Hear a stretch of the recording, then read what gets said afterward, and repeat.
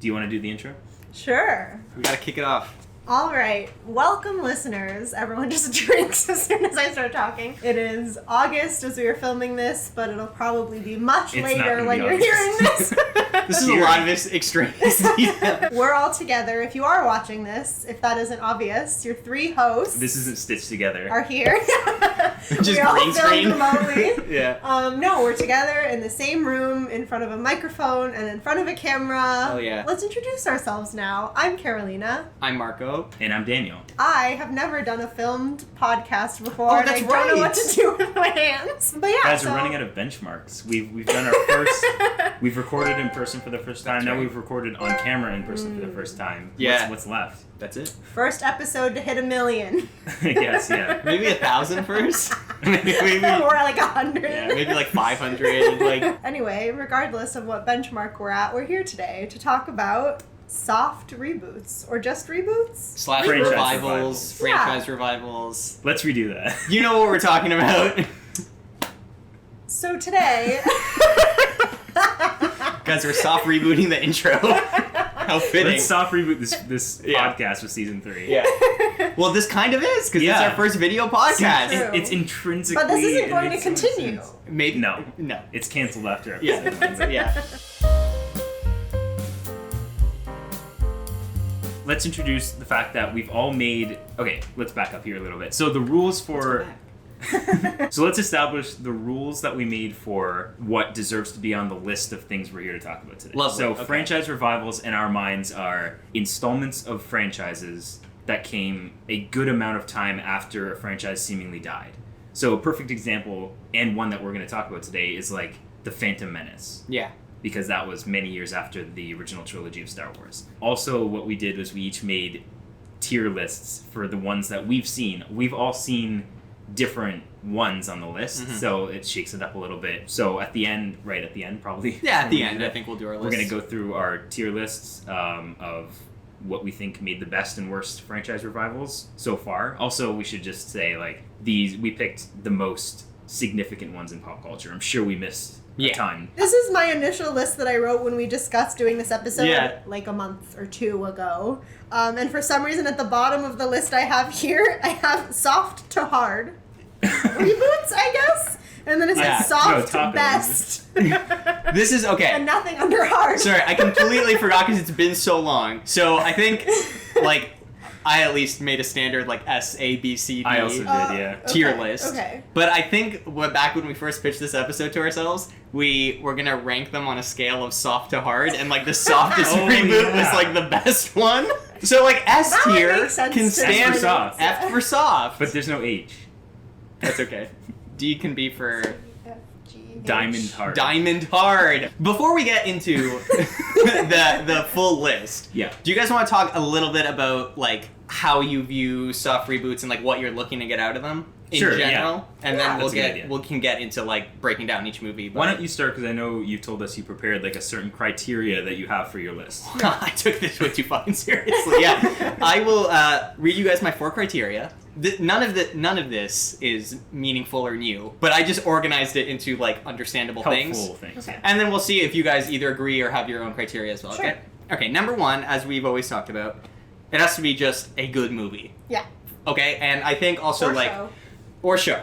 True. We're also adding shows to Production. this list. Yeah. Production. Something we've talked about a lot on the podcast, and for anyone that might be watching this for the first time because it's season 3 and it's a video and it's different. Like, whenever we talk about something being good, I think the three of us, Dan, I think you put it best in season 1. Like, you always should, like, compare a movie to the idealized version of the movie. Like, that is, like, the metric by which you should judge a movie. So, like, if a movie... remember saying that. You did say that. I just remember really it. had that wisdom in 2020. Yeah, it reminds me, like, Roger Ebert famously said, like, you should always judge a movie by what it's trying to be, not, like, compared to other movies. So it's the same idea, basically. So, like, whenever we talk about movies being good, we're just talking about, like, does it succeed at the thing it's trying to do, not, like, some weird standard of good. Like, Yeah. would Like, it- for example, like, I think all of us agree when we watch a superhero movie, like Yeah. we're judging it in the realm of superhero movies, Absolutely. not like Citizen Kane. Yeah. We like, never should expect this something movie that... be nominated for an Oscar? Exactly. Yeah. Same with like comedy movies, horror Yeah. movies, Sure. etc., etc. Rom-coms, Rom-com. yeah. Everything should be judged in the lane it's trying to be in. So Sure. that's number one. Does it succeed at being a fucking movie? Okay, that's number one. Number two, does it reframe what made the original good for modern times? So if a movie came out in the 80s, by any standard now trying to watch it, most movies, there is a little bit of like, you have to intellectualize and go back and be like, okay, what was the context of the 80s? Let's go back. If you Can we didn't put a counter on the screen? Yes, yeah, let's go back counter. Does the movie, like, in 2022 feel like how the original did in 1980? Like, comparably, relatively? Does it capture that But as a person feeling? who wasn't alive in 1980, how could you know that? Just best guess. Best guess. You mean like in the best way, right? Yeah, Sure. absolutely, Sure. absolutely. Does it capture, like, the goodness, what people liked about Okay. it? Okay. Number three, if it's a sequel, so if it's a True Stuff reboot and it's actually a sequel, like, does it function as a good sequel? Okay. Does it do all the things that a sequel should do? Does it actually, like, connect to the original plot at all, etc., etc.? Obviously, this one could be a little iffy because not all revivals actually are true sequels. A lot of them are very, like, a hardline new thing, which is totally fine, but that's reflected in my tier list because I feel like a True Stuff reboot probably should continue what was happening. And then number four, my last criteria, does it drive new interest to the franchise again? So if the franchise was dead, is the franchise alive again after the soft reboot? So those are kind of like my four criteria, and I feel like the best of the best soft reboots should kind of do all those things at once in terms of like saving a franchise. So I don't know, what do you guys think? Well, surprise, surprise. My criteria was just, do I remember it? The reboot? Do I Yeah. remember watching it? Because there are a lot of things. I consume a lot of media, in case that hasn't become apparent if you're a long-time listener. So a lot of things just leave my mind eventually because they're not that good. So my criteria was, do I remember watching it at all? Did I enjoy watching it? Did it make me feel the same way I felt when watching the original? Because if not, I can just rewatch the original. That's my biggest thing with reboots is, and I guess we'll talk about it more later, is sometimes I don't even know if they're necessary because sometimes you can just rewatch the original. And so that probably speaks to a lot of your points just in a less descriptive way. It's like, is it worth it that this was made at all? Does it do anything new? Yeah. Or is it just older people trying to make some money? Yeah, so those are just kind of mine. Okay. It's very simple. I would say I completely agree with your do I remember it? Yeah. And I kind of like, with my fourth point about like creating new interest, there was definitely movies that ranked lower for me because when I was going through, I was like, I watched this. Yeah. I remember it being fine. I don't know. Same. And then I completely have forgotten about it. So Same. Yeah, that's a good, not just for franchise revivals, that's a good metric for any movie. Yeah. Is how much you remember it. I mean, for better or for worse. Because to go back to the Phantom Menace, like, I remember the fuck out of that movie, but it's a for the wrong reasons. Yes. Yeah, definitely. but it's not just it didn't just disappear into film history, you know? You know what? I agree with that. Yeah, that's a good point. Yeah, I'll just add, I agree with everything you guys said, and the only other thing I would say is just like, actually no. I'm just gonna, we did No it. other points. We did. Awesome. I think you guys encapsulated Do we it even need perfectly. a third host? I approve of what you guys said. Thanks. So number one on this list is a very quintessential franchise revival, Yes. The Force Awakens. I've seen this one. Definitely. I've also seen yes. it. All right, Yeah. Seen great. it. So we've all seen this one. Yes. I called it quintessential in franchise reviving because I think even just like going off of the criteria that we mentioned earlier, like this perfectly encapsulated the spirit of the original Star Wars movies. This might be blasphemy, but it's actually one of my favorite of the Star Wars movies. I know like most of them are shit Me anyway, too, Dan. so Yeah. there's not much to go on. But I think it serves as just a great movie in general. You can like, obviously if you're a Star Wars fan, there's a lot to get out of it, but you could just go into this movie and it's a solid action movie. It's a great time.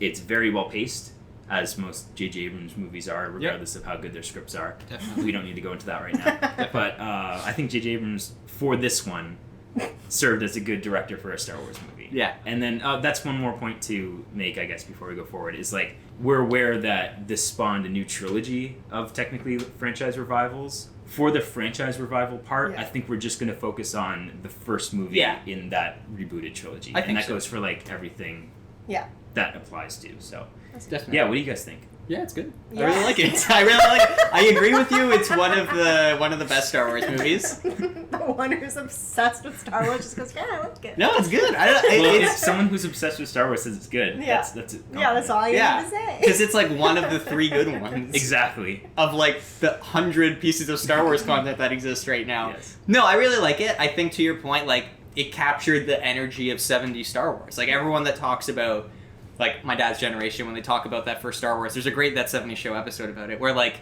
the premise of the whole episode is no matter what they're doing, they keep wanting to go back and rewatch Star Wars, because it was like, yeah, let's go back. I think this had that energy. I saw it in theaters multiple times. It was exciting. It was fresh. It was like, what's this franchise going to be? Bad. That's what it's going to be. But, like, this Not one... yet. You didn't think that after No, this one, I didn't. though. I thought it was going to be good. They got me. Yeah. They really got me. But this one was good, and I really enjoyed it as well. And I do think it's an example of a reboot done right in terms of, like, bringing in a whole slew of people that, like Carol, didn't have any nostalgia for Star Wars. Well, I will say, even I remember when it was announced that this was coming out, because this was by Disney, yes? Yeah. 'Cause it was after they acquired the Lucas. rights. George Lucas, Yeah, yeah. yeah. They acquired George. They bought George Lucas. He's in a cage right now. Um, yeah, and so I remember just the general excitement about Disney acquiring it and now making new things with it. As we now know, years later, they're making 101 different things all at once, all in this universe. Surprise, surprise.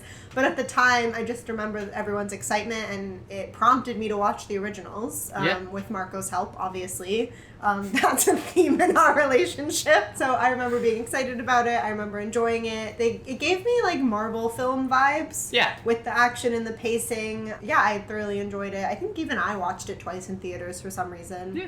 And then didn't watch any of the other ones. Another good. pattern No, you in know my what? life, yeah. You did it right. I'll be honest with you. Yeah, That's the I right really choice. enjoyed the movie. It was great, and then Yeah. I forgot about it immediately. Yeah. I think it's like everything that's good about it is then extrapolated to be bad later. Yeah. Like you said, it feeling like a Marvel movie. That I think works for this first one because Well, I think I agree with that, Yeah. except that it's like when Marvel was at its peak. Yes. Like, not Marvel Yeah, now. Yeah. oh no. Yeah, like phase 2, 3 Yes, MCU. Yeah. When they were in their stride. Yeah, when they cared. Exactly. So I do agree, and then I do think it just becomes that thing of like the machine of Disney turning out Star Wars movies, and then dumb world building and like things that don't make sense, and we're just who's this character, and fucking this person from this show's here for some reason, and just We had to find out the origin of Han Solo's last name. yeah, like it's everything you don't want. What was it? Is it just because he does everything alone? Oh, Yes. what was the origin? Yeah. Yeah, it was because... Play the clip. What's your name, son? Han. What? Who are your people? I don't have people. I'm alone.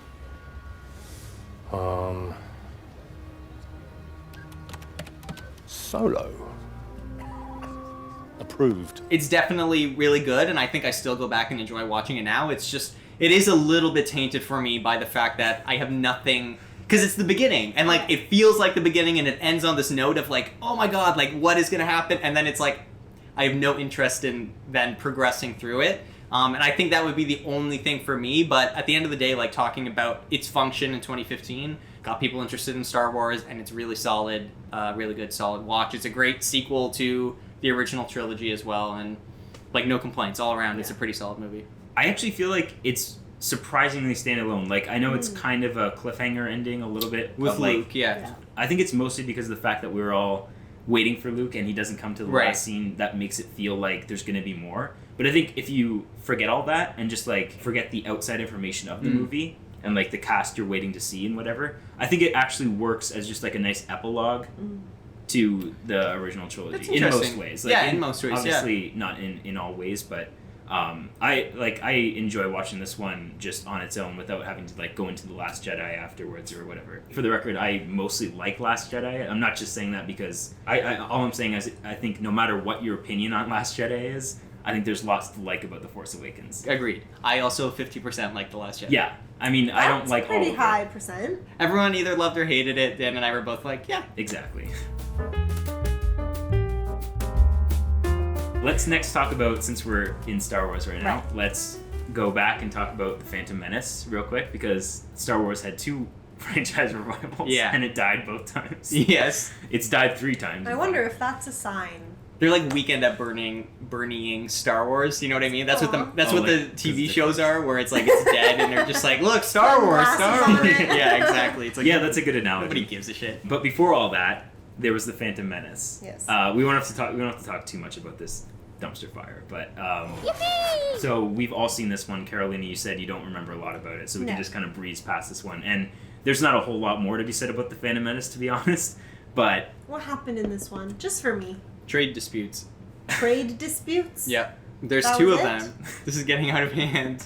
okay, so Jar Jar Binks. Oh, that's okay. a little bit of an Jar Jar exaggeration, Binks. but That's all it I is needed. mostly about boring trade disputes. Sure. Little boy Anakin, remember? He's like, Mom, I don't want to leave home. Is that the one that's in like the desert, or is it A lot of it no? is in Every Tatooine. Star Wars. Is that the one?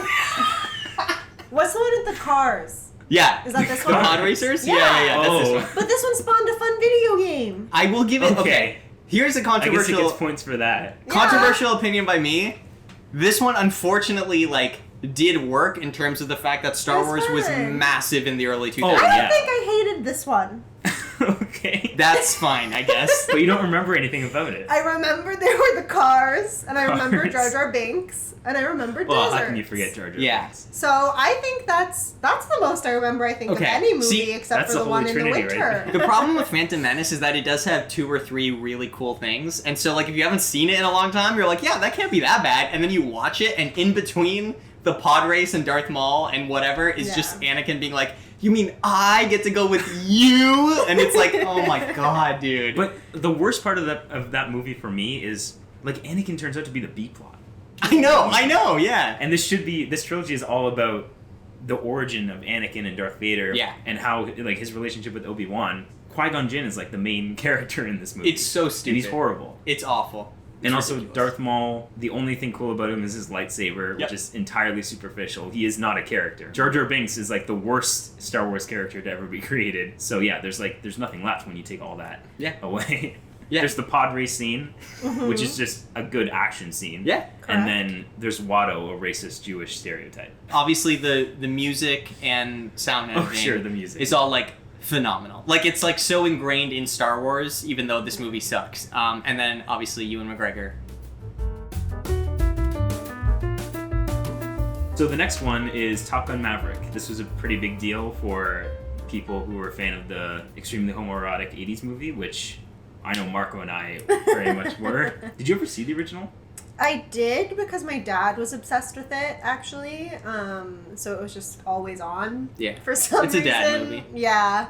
But I don't think I ever chose to sit down and watch it from start to finish with him. But I do feel like I've seen it. Yeah, you get it. Yeah. There's I've not- seen all the there's not a pieces, whole I'm lot to sure. it. There's Yeah. not a lot of plot to keep track of, so... Yeah. So Um, I've seen it. I just didn't see the new one because Tom Cruise freaks me out. So do you want to take this one? Yeah, this movie is fucking awesome. Look, in terms of, like, the criteria... Carol, it is a good action movie. I don't know how to I've heard explain that to you. otherwise. From who? A friend. They lied. They lied. I think, like, again, like, it is... I think does everything a soft reboot should do in terms of it takes what Top Gun was in the 80s, which was just, like, a cheeseball fun action movie that people liked, and then just did the 2022 equivalent of that, where, like, it is a dumb cheeseball fun action movie, but, like, pretty good. Like, it's a good action movie. Like, at the end of the day, like, all the aerial stunts and stuff are, like, insane to look at. Okay. Great. All that super great. Character stuff is fine for what it needs to be for a Top Gun movie. Like, it definitely elevates the original, which had nothing except, like, my dad died. This one is, like, significantly more than that.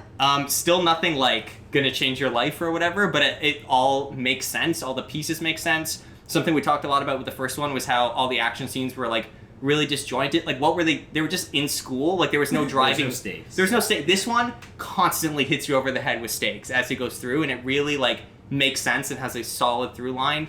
Like, there's that great scene where after one of the training exercises, he's sitting down with them and talking, and he's like, okay, so what did you do wrong? Like, why did you fail this exercise? And they start getting into, like, the technical aspects of it, of, like, well, like, because I didn't do this maneuver or whatever, and he's like, stop. Like, give me an excuse that their family will accept at the funeral type thing. Oh. And it's like, it's really... But again, this is what I'm saying, like... Okay. Was there a reason you didn't communicate with your team? I was focusing on... One that their family will accept at the funeral. it really elevates it from just... It's definitely fun and it has its fun moments, but it actually, like, creates a character story. And in terms of... they made up a sport. Yeah. It's just an excuse for everyone to be shirtless and ripped. Like, that's all that scene is, yeah. But even that... That had a point this time. Had a point. Because in the first one, they're just playing shirtless volleyball, and we're like, okay. And this one... him making up the sport is like a part of the story. It's a team building exercise. It's a team, and it's not like, again, it's not going to change your life, but it makes sense. At least it proves its presence in the movie. Yes. Yeah. I thought what they did with Val Kilmer was like really sweet because he has throat cancer and stuff in real life, and apparently Tom Cruise, who, yes, psychopath asshole, but also like apparently literally the studio didn't want to include Val Kilmer, and he was like, well, I won't make the movie unless you like work with me to find a way to include Val Kilmer. And I was like, okay, well, good for you for doing that. That's a nice thing to do. You know, you and I talked about this a little bit because it's now like it just passed Infinity War for being so high grossing or whatever at the box office. Seriously? Yes, but here's what you have to, this is what we talked about, right? We live in a like echo chamber of people that see every fucking movie ever. True. And live in movie lives. What I was saying is this movie, as much as I think it totally works as a reboot of Top Gun, a soft reboot of Top Gun, and that all connects. It's a great sequel. For what it is, it accomplishes exactly what it's trying to do of just being a really cool action movie. But it's also like a soft reboot of the 80s blockbuster. Our entire like theatrical experience right now is all blockbusters, but they're not accessible. Unless you've seen 17 Marvel movies and the last 4 shows, you're not going to know what's going on. And like everything, Star Wars has just become a franchise. Everything is like a franchise now. And I think if you just think about like the average not us person that's like, okay, I'm gonna see 2 movies this year. I'm gonna see 1 movie in the summer. I'm gonna see 1 movie on Christmas. Wow. And like, sorry, I always. Can you imagine? Yeah, I can't imagine people living like that. Most people live like that. Yeah. And I feel like if you're like, Wow. what's the safest bet? This movie is the safest bet theatrical experience. It's really fun to watch in theaters. Totally easy to understand. Anyone could watch this. You could go with your entire family. Everyone would enjoy it for a different reason. Like, I will say, like, Maddie actually liked this one, and I was like, okay, cool, because she hates the first one. But I feel like similarly now, most women are like, yeah, I don't care. Yeah. But like, I was talking with Maddie about this. She was like, what is this? And I was like, this. Everyone talks about the male and female lens, and normally it's about the way women are shot, right? Like, you know. And I was like, this Top Gun is the male lens, just about men. Like, it's just about like excellence at something and being ripped and having fun with your guy friends and drinking beer. That's what Top Gun is. And this is, again, it's... And beach volleyball. And beach volleyball. This is with the boys. Playing with the boys. Kenny Loggins, like, it's... Yeah. It's the That male was the lens. best part of that movie. Absolutely. The soundtrack. This movie is just the 2022 version of it in a way that's accessible. And I think, again, it's just a true summer blockbuster that we don't really see other than... like the Mission Impossible movies, which are also Tom Cruise movies, which probably because like he is the last like 80s blockbuster star that's still making movies, so he kind of like I think is forcing movie, right? It's an Arnold Schwarzenegger movie. I think what I love most about this movie is how it took, as you said, the original, which is by all accounts a nothing movie. Like there is almost no plot to that movie, no stakes, very little character work until like the very end. Like Goose's death is the only bit of character work on Maverick. Yeah. That's what it had to work with. For reasons unknown, in 2022, they brought us the next installment in this franchise, which is, surprise, surprise, an actual movie. Yeah, is this like a certain amount of years later? Why 2022? So, okay. I guess the background of it was like for years the studio was like, hey, Tom Cruise, make another Top Gun movie. And he was like, no, I'm not making another Top Gun movie. And then the director of this movie he had worked with on something before. Okay. And basically this director pitched him like, hear me out. What if we do another Top Gun movie? Wait, but like, what if we actually like try to talk about like the very like surface level trauma of like Maverick post Goose? What has he done with his life? His relationship with Goose's kid? And what if we let you do crazy, stupid shit like fly planes and almost kill yourself? And Tom Cruise was like, yeah, I mean, if we could do that, that would be great. And so they went to the studio with the basic pitch and they were like, we've been asking for this. Yeah, please do it. And I think at the end of the day, what works about this, and there's another movie we're going to get to, that is also an action movie that I feel similarly about, is the idea that like action works best when it is like intertwined with character stuff in a way that makes logical sense. And like at the end of the day, the first Top Gun was not that. This one, every action scene is motivated and really well motivated, and the action looks great. And so it's like, what else do you want from an action movie? Yeah. If you don't like action movies, you're not gonna like it, but like Absolutely. This is the pinnacle of action movies, I feel like. So you need drama behind the action for for anything to be more than just a forgettable action Yeah. movie, for sure. I think the delay in having this, like, 35 years later, or however long it was, after the original, actually was for the best. Because Me I too. think picturing this as, like, Maverick following up with Rooster, and he's still, like, a little Yeah. kid, like a little Anakin Skywalker boy. Oh. Instead of having him be, like it is now, like, he's an adult Miles who Teller. is... He's Miles Teller. Well, yeah, he's Miles Teller, but... Not bad in this movie. No, he's good in the movie, but he's Miles Teller. Yeah, but he's Miles Teller. And also, if it were a direct follow-up in the 80s, it would have been just as bad as the originals. Exactly. And I will say something else that really works for me with this in particular. It really knows, like, when and how to play on the nostalgia.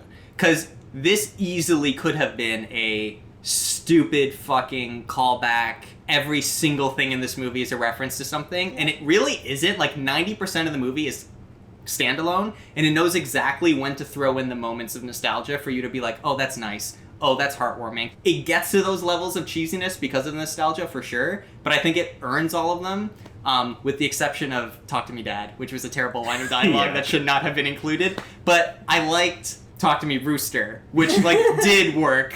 I just wish he didn't say Talk to Me Dad before. Talk to Me Rooster had a purpose because he would actually say that in the field. Yes! Because it's like, that's his call sign. He needs to communicate with him. It makes perfect sense, but then it's also, like, a really emotional moment. Yeah. But yeah, Talk to Me Dad was dumb. Okay, so the next topic is Suspiria. I have not seen this, but Marco and Carolina have. But neither of us saw the original, so I No. guess we're just talking about it as a standalone thing. I know a little bit about the original I can infuse in there, but yeah, we Sure, should just yeah, talk yeah. about this movie for what it is, because it's good, really good. Yeah, it's really good. It's really good. I didn't even know what I was going Yeah. into when I watched it, except that it had Dakota Johnson, who I'm obsessed with, Mm-hmm. so that's kind of all I needed. And I saw that there was some dancing, which I also am a fan of. But yeah, so I was pleasantly surprised. I mean, pleasantly, except for one very gruesome graphic scene Yeah. in a room of mirrors. If you Such get a to good that scene, though, but I it's know. fucked up, If you yeah. get to that scene, if What you was choose it? to watch it, maybe close your eyes. You should watch it. You should. I don't even, don't spoil. spoil it. Watch it. Okay. Yeah, It's really good. good. It's You'll really really good. enjoy it. But yeah, so there's one scene that is almost impossible to watch. But watch it, though.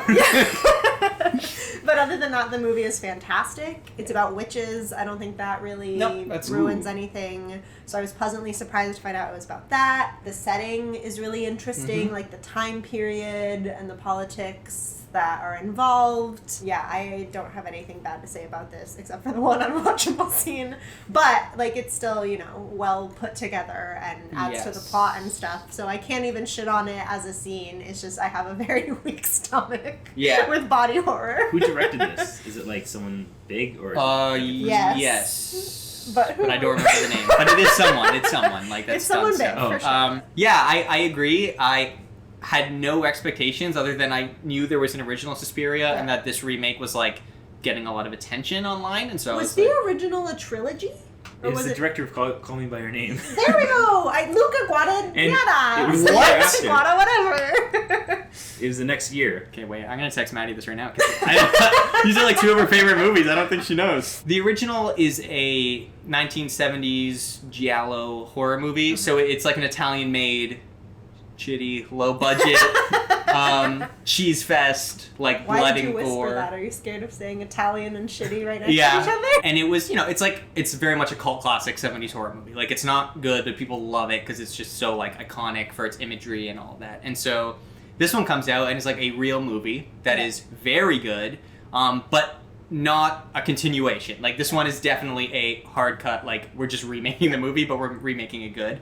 But I think, like, brought new attention to the franchise, and I agree with you. I think it's really awesome. I think it's worth a watch. Neither of us have seen the original. We both still loved it. So good. Definitely worthwhile to check out. I think it's really cool that there are movies there are franchise revivals that, or no, what I mean is like there are originals that very much benefit off of a revival, like Yes. this case where the original movie just like is not good at all, so they chose to. But there are like things in there Yeah. that people Yeah. like, so they Worthwhile, chose yeah. to remake with modern technology and a modern lens, Absolutely. and keep all the stuff that worked, but also add a lot more. Yeah. I think from the sounds of what you guys are saying, this is a perfect example of that. Exactly. And so the famous the Thing movie from 1984 or something, or 89, I forget. Yeah. That's actually a remake of a very, very old horror movie from like the 40s or 50s. That was like a cheesy drive-in theater movie, and then this movie came out, and same idea, where everyone was like, holy shit, like this is a movie, like this is great. Production value, yeah. Yeah, so I think, like you said, like, especially for like hard reboots, not like soft reboots, such stupid terminology, but like a true reboot of like we're remaking the movie, that's always the best way to do it, is pick something that people love but definitely could be improved upon, not remake something in live action that worked really well in animated. Shall we now talk about, just in general, the Disney live action remakes of recent? Yeah. Of late. I haven't seen any of these, but I'm still looking forward to this conversation because there is a lot. You haven't seen any? No. Whoa. Good for you. Because there was a lot of contempt, especially for the Lion King remake. Yep. That was 2019, right? 2019. There was also like the Beauty and the Beast one. Oh, that was so... Shortly right. before. I forgot about I think. that. Yep, there was Aladdin. Cinderella. Cinderella. The Cinderella, only one that that's was the fun. first one, wasn't it? Yeah. Yes.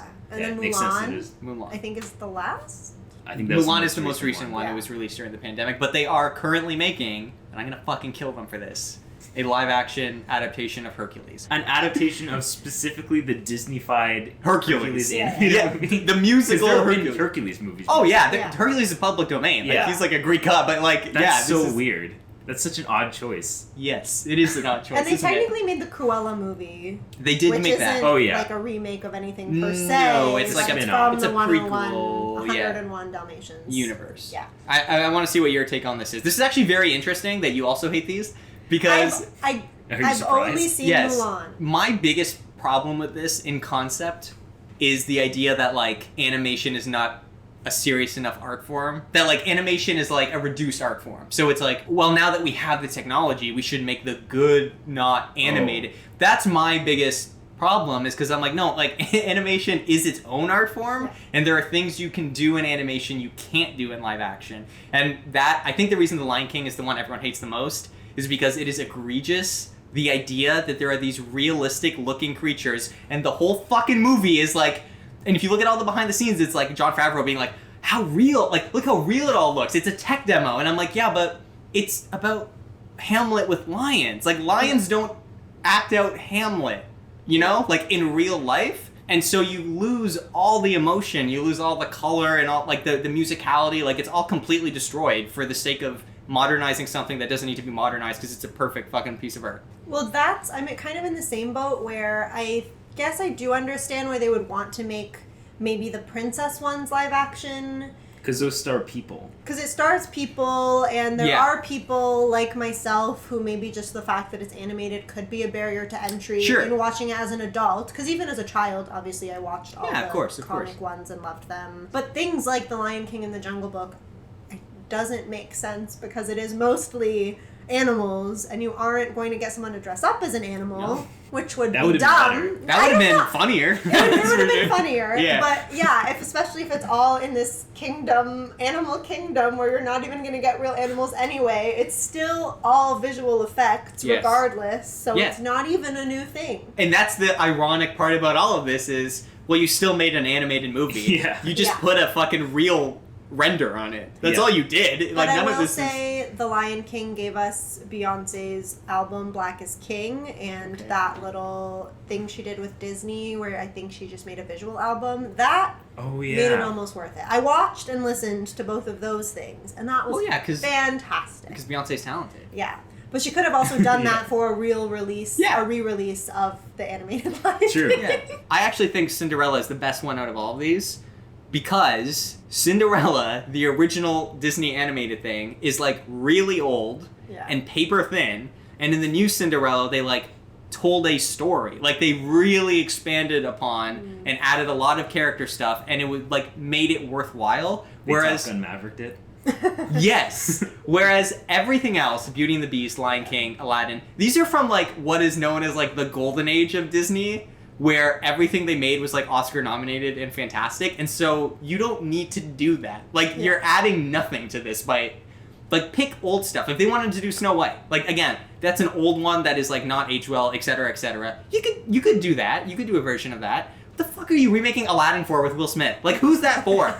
Yeah, the Will Smith genie just added a whole other layer of contempt. Because Robin Williams is so iconic in that role, and then you recast it with Will Smith. Yeah. How was Mulan?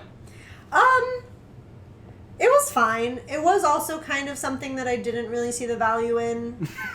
Okay, no, I will say it was nice because the action was really cool to see live action as opposed to cartoon.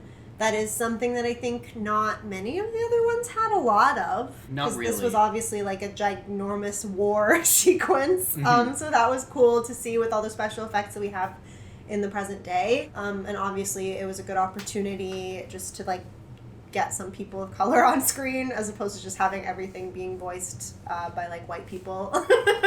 But I'll put a pin in that. We'll come back. yeah, Keep but going. other than that, like it was the exact same story as Mulan, and so in that sense, I don't really know why it exists. But I just wanted to say, because you were talking about like the whitewashing of the Yeah, voice yeah. cast, so something that I will never understand about the live action Aladdin remake, and maybe this just rings like so true to me, being because I am like half Iraqi and like am close to Arabic culture and stuff. That first Aladdin movie got a lot of criticism at the time, and I still love it. I absolutely do, but I think it is warranted criticism that like they really did not understand the difference between like Arabic culture and Indian culture. Like it's very much just like brown people. If there's any reason to reboot it and do a live action version, you can at least then pick a lane and be like, no, we learned from our mistakes. We're going to stick to making this, because I think it's like it's supposed to be more like Arabic culture, but they just like didn't understand and so put Indian stuff in it. And sure enough, they didn't, and it's still just a weird hodgepodge mix of brown new things. Yes. Oh. I watched it with my parents because my family loves the original Aladdin. We all love Aladdin. We watched it one day on Disney Plus when it was free. Yeah, sure enough, like there was just so many scenes where my mom's the one who's Arabic. She was like, "Oh my god, what? Like why? Why are they still doing this shit? Like I don't understand." Wow, that's surprising that they... is it surprising? Yeah, well, I mean, like... No, I know, like... You would think after You'd hearing think it'd be such better. direct criticism. Sure. in 20... Or, no, what year was that? 2019? Yeah, 2019. Regardless, like, in this age, I think they'd be better than that. Yeah. Let's talk about Jurassic World next. Sure. Did we all see this? Yeah. Yeah. Okay, cool. Yeah. This is a really big deal when it came out. Absolutely. Also, 2015 in general was a big blockbuster year. Oh yeah. This is Force Awakens year too. Force Awakens, Age of Ultron, and this were the big three of that year. We've explored in a previous episode. I very much love the original Jurassic Park movie, and I've seen all the movies, but the only one I think is worth anything is the original movie. I mostly stand by that with Jurassic World, but I think it is a serviceable, half-decent, vaguely entertaining reboot. Pretty generic, but it also could have been a lot worse, which is evident by the following movies after that. And also even just compared to the original sequels. I think it's probably the best sequel to Jurassic Park. I'd probably put it at the top of the sequels, to be honest. Did you watch any of the Jurassic World sequels? Yeah, I've seen it all. All of them? And they're- Even the newest one? Oh, we We saw it in theaters. Guys, why? It was They're all so horrible. bad, so bad. Like, But it was shocking. laughable bad. Like, that was a good time. Yeah, it got so bad that we were just laughing at it, and that's when it was fantastic. Sure. Just call it. I completely agree with you. Like, when this movie came out, I legitimately was like, I like this movie. I was not on board for more Jurassic stuff. I was like, like, we don't need this. Yeah. I enjoyed it in 2015. I think it captured that love of, like, dinosaurs in Jurassic Park again. I think it brought that nostalgia back. We should also note this was before Chris Pratt fatigue set in. Yes. Before he was in And everything ever. Chris absolutely. Pratt fatigue and also Chris Pratt awareness Yeah. of his true character Of his true, yeah. and religious beliefs. Yeah. I don't know. I do agree with you. Like, it just, like, gets worse for me as time goes on, and I don't ever really find myself wanting to go back to it, and when I have, I'm like, yeah, whatever. But, I mean, I think in terms of, like, its success as a reboot, like, it did what it needed to do at the time, and I think had the sequels been great, I think we would grade it on a curve a bit more of, like, it's a bit more enjoyable because of where the rest of the franchise went, whereas because the sequels are bad, there's nothing to latch onto, It's and just, like, so throw it all away. it's really. just like, what is this? Like, this is kind of nothing. This is one of those movies, and part of the reason why I have the whole how much do I remember it factor. because I remember seeing this movie and enjoying it, because it was at the time when I still worked at our local movie theater. So I went to see it as like a little midnight screening for staff or whatever. Midnight just being, like 7 one, p.m. one of the last movies of the day, Windsor but free. Midnight. Yeah, Windsor Midnight. So I remember really enjoying it. I was really, invested in the story. I had just recently watched Jurassic Park for the first time, like start to finish. Before this came out, kind of to prep myself. I didn't watch any of the other ones. Good call. But yeah, at the time I had nothing bad to say about it, really. I'm always easily impressed. That's nothing new.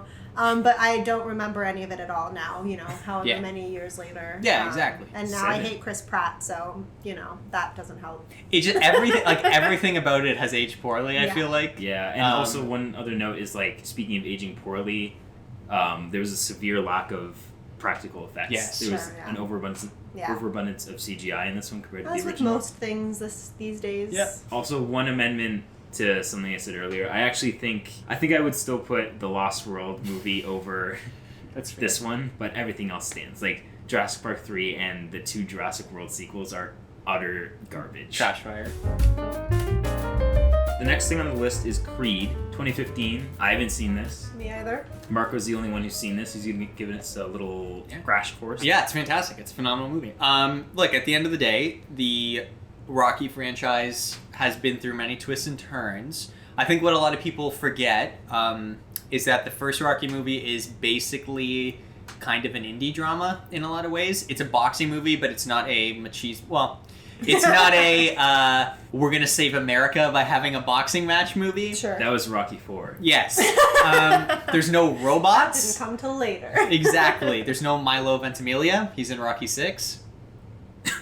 Okay. I don't know who that is. He'll come back in a later thing we talk about. Yeah, so... Yeah. Dan, he was like, what's the only thing they've seen that I haven't Gilmore? No, look, that first Rocky movie was basically about Sylvester Stallone, who... Oh, it was a biopic? Yeah, kind of. Like, basically he wasn't getting jobs and anything, and so he wrote the screenplay that was a little bit autobiographical. He wrote I didn't know Yeah. he wrote the screenplay. He won the award for screenplay, I think. I at the never would have Oscars. seen him as a writer. Yeah, so he wrote it for No himself offense. because no one would cast him in anything. Damn. And he was basically broke and on his last leg and kind of wanted to quit, but was like, I need to give this my shot. And so that's the themes of the first Rocky are not about like being the best in training and killing someone. It's really just about like even just to compete in the fight is the honor of it. And so like at the end of the first Rocky movie, spoiler alert, like he loses. Like he doesn't win the fight at the end after all the training and stuff. But for him, it's like, no, like the success is just like getting the opportunity to do it. It's like the fight itself is the success and just like holding my own. And the guy he's fighting, Apollo Creed, he's basically a stand-in for Muhammad Ali at the time. And he's like, you know, he's always knocking everyone out and just fucking everyone up. And like, he doesn't knock out Rocky. Basically, they make it to the end of the fight. They make it the full 15 rounds or whatever. And then he wins on like the technical score. For Rocky, it's like, even just the fact that I went the distance with him, like that I went the full 15 rounds, like that's the success. So it's kind of like autobiographical in terms of like him not giving up on his career. And yeah, I mean, it was like an Oscars darling. It was nominated for Best Picture. Like, it was like a movie. And then the sequels were trash fires. And then Creed is also a very good movie by Ryan Coogler, who has now done like the Black Panther and stuff, starring Michael B. Jordan, who's fantastic, phenomenal actor. And yeah, there's just a lot of like very real world themes in the movie, and it's a character study, and it's about Apollo Creed's son, that's who Michael Jordan plays, who's seeking out Rocky, who is like this old retired man, to be his trainer. So it's like a very classic... What happened to his father? He died in one of the Rocky sequels. And Rocky, like, feels guilty for it, kind of. Because... It's like Top Gun Maverick. Yes! It is! But again, that is, like, perfect soft reboot material. Yeah, I feel like they're in the same They are. realm. Well, spoiler alert. Probably why I haven't watched. They're in my same tier list. You like this one more, definitely. Okay. Long story short, they end up like working together, and there's this really nice through line, like this really nice subplot where like Sylvester Stallone, like Rocky has cancer basically, and like everyone in his life is dead, so he's like effectively just like, I'm not gonna do treatment and I'm gonna die. And anyway, there's this really sweet through line where they bring back the idea of like fighting the fight for the sake of fighting the fight. Like it doesn't matter. Like it doesn't matter if you're stage really 4. Nice. Yeah, that's a cool. It's really sweet. And like at the end of the movie, there's this. So famously in the first Rocky, like he runs up the Philadelphia stairs and does the thing. Anyway, so at the end of the movie, there's this really sweet moment where like Michael B. Jordan like walks him up the stairs and like. Oh wow, nice. It's a very, very good movie, and Sylvester Stallone was nominated for Best Actor, and like For Creed? yeah, and everyone thought he was gonna win, even as just like a Lifetime Achievement Award. Like you've earned this, like you've been with this so long, and he didn't. He lost to Mark Rylance for Bridge of Spies, which is a Steven Spielberg movie that almost no one has seen. So yeah, but I would say like Creed to me, like it's a shame you guys haven't seen it, and you guys really don't have any like affinity for the Rocky franchise, but it is a fantastic soft reboot. I haven't even seen all the Rocky movies, like I vaguely know about them, but it stands alone as just a great movie. And if you have any context for like the original Rocky, it's very touching. It's a really good, worthwhile watch, and I would put it up there with any other soft reboot we're talking about. And it now has a second and soon-to-be third sequel coming out. So like it clearly revitalized the Rocky franchise. So it succeeded at that too. Can we talk about Kingdom of the Crystal Skull now? Okay. Let me take some water. More like Kingdom of the Crystal shit, am I right? I haven't announced it yet. That's just for us. I figured we're getting I on can say this it again after. Okay. Next on the list is Indiana Jones and the Kingdom of the Crystal More like Kingdom of the Crystal shit. This movie is not great, but I actually don't hate it. Like, it's actually not my least favorite Indiana Jones movie. I think Temple of Doom is my least favorite Indiana Jones movie because it's kind of racist. And also, that's a good reason. It's like 15% racist. 25. Yeah, 25% racist. It's still my fourth favorite indie. But for me, indies are the good ones, which are Raiders and Crusade, and the bad ones, which are Temple and this. I haven't watched either Temple or this in a very long time. I only ever watch either Raiders or Last Crusade. I also agree, though, that I think it's fine. I was not like offended when I saw it. I was just like, okay, so we're doing this. There's another bad one in the franchise too, so I guess that's fine. It's not untouchable. It's not untouchable. Like, exactly. It's not like a perfect franchise that was ruined. It's like, yeah, some are good, some... It's like James Bond.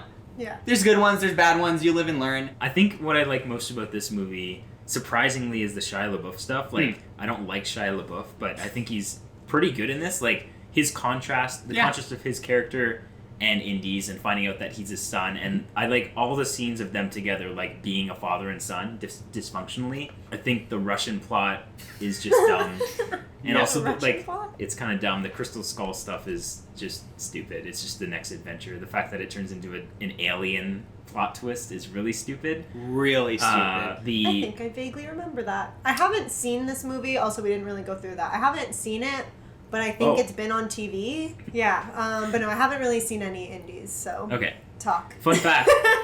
This is blasphemy, but this is the first Indiana Jones movie I saw. In theaters as a kid. I didn't know that. That's crazy. And wow. But Then you like, went back. Let's go back.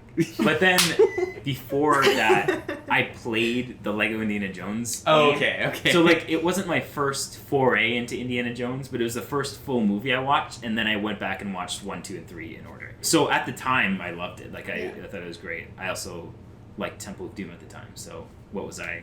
I was just a stupid little kid. Yeah, when you're a young kid, nothing matters. I still go back to watch it. I think it has more rewatch value than Temple of Doom. Mostly, again, because of the character stuff. I think that's the strongest work in this movie. I do also find it funny that the two bad ones are the ones George Lucas had the most involvement in. Yeah. Not to, but I'm just going to put that out there. That basically, after the first indie, Spielberg was like, I don't really want to do this. And George Lucas was like, come on! And like Temple of Doom was kind of his idea, so they made it. And then Steven Spielberg hated it after they made it. And then they like teamed up for Last Crusade, and that one's good. And then this one was also George being like, come on! And Spielberg was like, what? Aliens? Okay, fine, George. Whatever you want to do, bud. To your point, though, about like the good stuff, there is the one scene that I really like where they're at like the diner. Shut up. That's my mother you're talking about. You don't have to get sore all the time just to prove how tough you are. Sit down. It's just a really nice character scene turned into an action scene. And that feels very classic Indiana Jones, very classic Spielberg. Red Letter Media, who we've talked about a lot before, have a Plinkett review on this movie. But one of the things they make fun of in that video that I do remember, there's this line in the movie where Harrison Ford does something badass, and Mutt goes, I thought you were a teacher. And then Indy goes, part-time. Like, it's like a joke. Yeah. But in the video, the Red Letter Media video, they do a side-by-side of the take they used in the trailer and the take they use in the movie. And the take that they use in the trailer is way more, like, charismatic and silly and just like, part-time. And then in the movie, it's like this, part-time, just like straight. And they're like, why the fuck did the trailer company know to use this take and fucking Steven Spielberg picked the worst take to use? I noticed that as a kid. It's so bad! I saw the trailer and like it was a distinct part in the trailer, so when that scene came up in the movie, I was like, that's different. It's a completely different tone. Different. Yeah, it's totally different. Next on the list is Gilmore Girls, A Year in the Life. Or is it A Year in the Life? A Year in the Life. Sorry, A Year in the Life. Get it right. The Gilmore friends are gonna come after you. I think they may come after us for our opinion on this. What? That we Is like it controversial? Yeah. Really? Yeah. Most of them don't like it. Yeah. I think they're all wrong. I agree. You're all wrong. So yeah, the show's creators, the Sherman Palladinos, Our faves. yeah, left before the last season, and very, very unfortunately, because the last season quickly went to shit. But it was like the Sherman Palladinos obviously wanted to see it through. When the show began, they already had the ending in place. Yeah. It was this big grand lore where Amy Sherman Palladino from the very beginning was like, I know the last 4 words of this show. I'm just telling y'all now. And so then when they left before the last season, everyone was really upset because they were like, she's known from the beginning how it's going to end, and now we'll never know. In season 7, we clearly didn't get that ending. Clearly. And the ending we got was bad. It's not like it was a good ending and it's like, okay. She it went was to work for Obama. Oh. Rory, the younger Yeah. daughter. Yeah. Oh, I thought you meant the writer. No. In the show, the younger daughter yeah. went to work for Obama. Yeah, it Wait, was very what? random. But for the longest time, we were just told there was absolutely no hope of a revival ever. Especially because 2 of the main characters, Lauren Graham and, Patterson? Scott Patterson. His character's name is, Luke Patterson. Yeah. They're two of the main characters who in the show are kind of like the Ross and Rachel, where they're supposed to end up together. We kind of can tell all along. Yeah. Jim and Pam. Jim and Pam. Yeah, for all the common references. All the sitcom people that Yeah. are supposed to end up together. But famously, in real life, they didn't get along professionally. So we were just told it's never going to happen. And then randomly one day in, 2017? 16. Yeah, in 2016, it was announced that they were doing it. But instead, as just a 4-episode revival. Long movie length episodes. This but- Sherlock-esque, Yeah. or sort of longer movie. Yeah. So we got that, and it was released as A Year in the Life, and so each episode was a season. So there was summer, spring, winter, fall. Okay. Yeah. Yeah. And I personally loved it. And yeah, obviously it was a little bit silly and over the top. There was a musical sequence that has never happened in the history of Gilmore Girls, Yeah. but I loved it. Mm-hmm. I thought it was great. Same.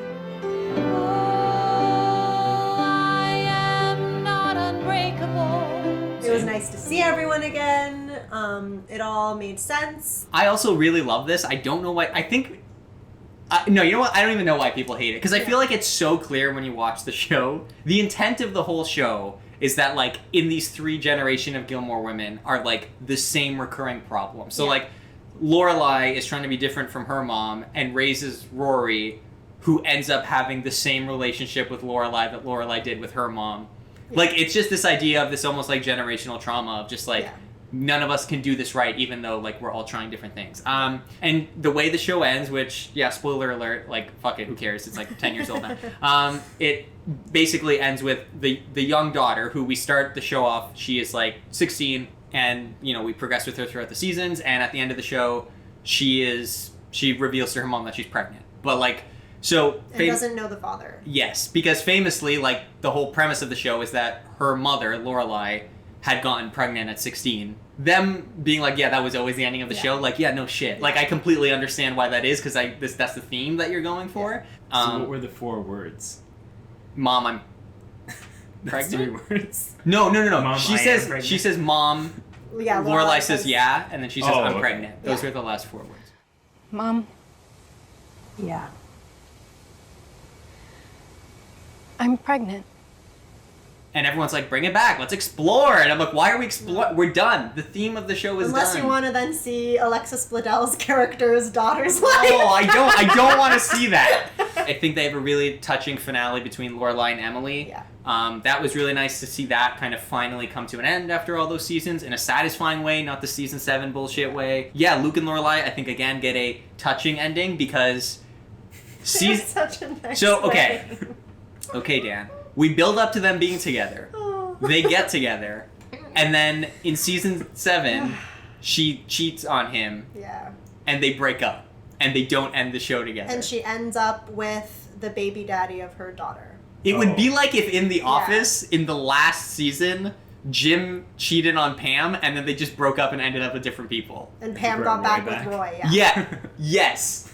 It was so dumb. It was so they finally address it and fix it, and the two of them end up together. Yeah. So this fulfills another thing that we haven't really talked about is when your franchise ends poorly and you need to bandage it with something. This fixed it. Yeah, it really did. And it really captured the vibes. Again, Melissa McCarthy showing up, great. Because the whole time it's like she's not going to show up, and then literally in the last episode there's just this scene. In the show, she was like, she's a chef, and she's really famous for always like popping out of places because she was always like, she's like a crazy chef, and she's always like falling over and popping over because she can't control herself. And so, she just like pops up behind a counter, and you're like, holy shit, she actually came back. It's really touching. Nice. It's nice. Anyway, it's great. Fuck everyone who doesn't like it. I don't know why people don't like this. Well, especially like now that they've come back, everyone is a better actor. Milo Ventimiglia, Oh my God, everyone Jared is so... Padalecki, like all of the boyfriends who, when they were younger, honestly were not awesome. Really bad at acting. We're now not awesome, got years really of experience. So, and they're great. Yeah, I'm doing my right now yearly fall rewatch, and we're on season 2, and it's just like you watch through the show every year. As far as I get before Christmas. I'm in the same boat. I do my best, but I don't think I've ever made it past season 5. But the fall vibes. It's so good for the vibes. So cozy. We're going to talk about Fuller House, which only Carol has seen, so she'll take it away. Fuller House, obviously, the reboot of Full House. I was obsessed with it as a child because it was just always on television. I had ABC Family as a kid, and it was always on before or after school, depending on where we were in their schedule. So I've seen every episode of it hundreds of times. For one of my birthdays, my parents got me like a Full House box set that looked like their home. It was actually really cool. So hearing about the Fuller House reboot, I was really excited. And honestly, I think it was one of the first like show reboots in a very long line of show reboots. I feel like it really kicked off them rebooting everything. But yeah, so it was one of the first. I had a lot of hope, and I watched it, and it was not good. Surprise, surprise. Yeah, it was a little disappointing, but also, if you were to watch Full House for the first time today, it also wouldn't be good. It's one of those things that's only good because of nostalgia. Yeah. And it was like just a kid drama, basically. Yeah, totally. Especially since it centers around the lives of like 3 children, basically. And yeah, sure, they have adult supervisors who also, we look at their lives a bit, but it is mostly about the children. So it is a very juvenile show. It felt very forced because it was a similar idea where in Full House, Danny Tanner's wife died, so then he had his wife's brother and his friend move in to help him take care of their children. So then in the reboot, they had the eldest daughter, DJ Tanner. Her husband dies. She constantly has family around to help her take care of her children, and her best friend moves in with her husband and child. After Full House, I don't know a single thing that any of the children have been in. So I think they're pretty out of practice with acting. Okay. I know the actress who does DJ Tanner is in a lot of Hallmark stuff, so that doesn't really bode well about her acting skills today. Doesn't speak much about quality. Yeah, so it's kind of hard to watch because they all really give off like soccer moms who are trying to act vibes. So it's really uncomfortable. And now, like, I've looked into it more, and like the girl who plays DJ Tanner is like super duper duper religious and anti-vax, and like is very much that kind of vibe, and it comes across in the show. It's so funny how those guys became best friends. I know. I hope it doesn't affect their friendship when I tell them which one I want to date. You're finally choosing somebody? Oh, it's about time. Yeah, well, I spent the whole summer just getting to know myself and working on me, and And now I am finally ready to have a meaningful relationship with someone other than me. So it's not great. I don't recommend it. But it was something I was very excited for until I watched it. And I think they've done multiple seasons of it. It's done now, but I didn't watch past the first because I just couldn't. Okay, quick question for you. Yeah.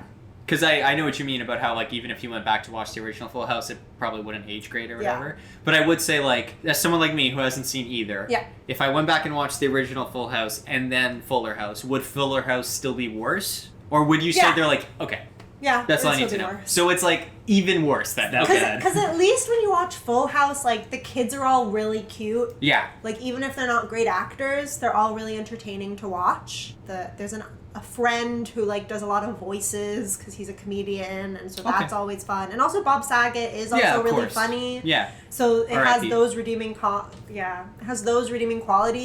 that Fuller House just doesn't. The next on the list is Mad Max Fury Road, 2015. Have we all seen this? Yes. Yeah. Absolutely. But I've only seen it recently. I tried to watch it, I think, in 2015 or shortly after, because I am a person who tries to watch all the Oscar movies. Mm-hmm. But the copy I had, spoiler alert, it was illegal. But for some reason it cut off halfway. Oh. So it just, like, wasn't a full rip of the movie. So then I just gave up. And then I watched it fully a few months ago. And I loved it. But I have nothing to compare it to because I never watched the originals. But you guys have. So. Oh, yeah, we did. Speaking of which, when we watched the originals, I remember when we got to the third movie, it was so bad we just shut it off. We stopped. Really? We didn't finish it, yeah. They're really bad. I will say, this movie... Well, the third one is very bad.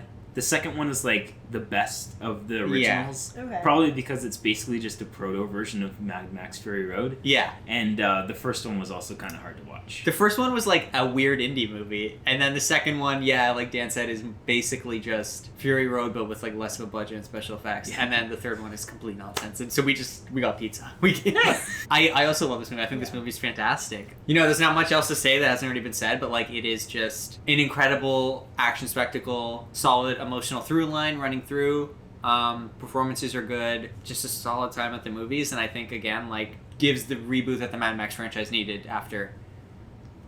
What it was. Exactly. It served the purpose of not only reintroducing the franchise to a new generation, but also like fixing all the problems that the originals had, and or making something good out of a questionable series. Definitely. And this is, like, I'm sure we'd all agree, and most people would agree, this is the best Mad Max movie by It's not even close, yeah. Like, legitimately, it's not even a I'm comment. sure there are like some dads out there who insist that Road Warrior is still the best one, but it's not true. You can't. It's not even... Yeah. I'm sure there is it too, but it's not even close. It's cool. all so bizarre. The cars are huge. The costumes are crazy. Makeup's nuts. That one It's dude all who's over just the playing place. a guitar in the Yeah. I bathroom. think that's my favorite. That's his so role. cool, Yeah. yeah.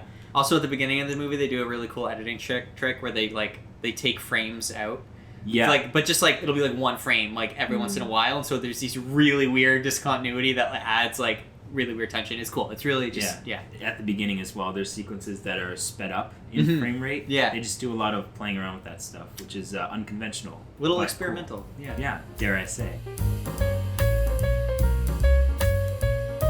We're gonna briefly touch on the Planet of the Apes 2001 Tim Burton movie, but before we do that, let's just give a quick nod. We've already talked about them and praised them. Well, Mark and I Yeah. the Planet of the Apes prequel trilogy. Marco and I like them more than you, Carolina, but I think we all agreed on that episode that like they did a fantastic job of taking, again, a questionable franchise up till then. Yeah. With the exception of the original movie, which even then it was still like a dated movie, but had a lot to love in that movie and just created this very fresh thing that also like it just stands alone as a series, but also it's a huge homage and successfully adapts this legendary, like, iconic franchise. So with that, we should now jump into the one that we haven't talked about, which is the 2001 Planet of the Apes. Yeah, I mean, it's bad. But I don't know what else to say other than just, like, I feel bad that it's bad, because they did try to do practical effects, and the makeup work and stuff is really, really good. So that one is, like, people in costumes Yeah, again? and it's Tim Burton, and I love Tim Burton, and Helena Bonham Carter is in it, and she's really good. She's in every Tim Burton Exactly, thing, right? exactly.